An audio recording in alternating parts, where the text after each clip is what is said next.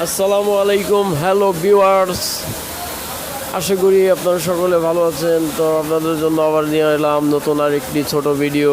সেই ভিডিওটি হচ্ছে চাষারা টু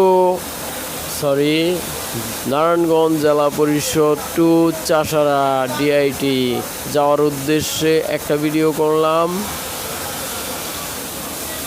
ওয়েদারটা সারাদিন খুব ভালো ছিল এবং সারাদিন থেমে থেমে বৃষ্টি।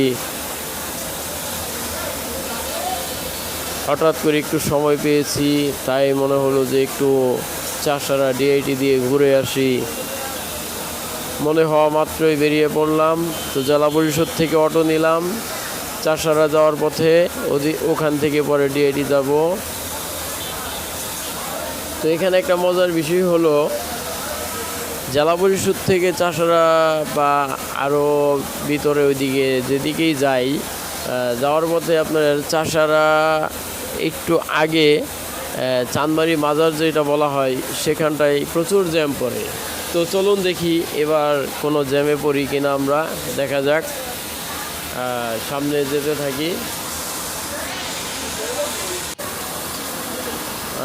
প্রায় কাছাকাছি এসে গেছি আমরা।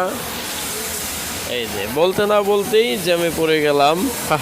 এটাই হলো আসলে মজার বিষয় এখানটায়।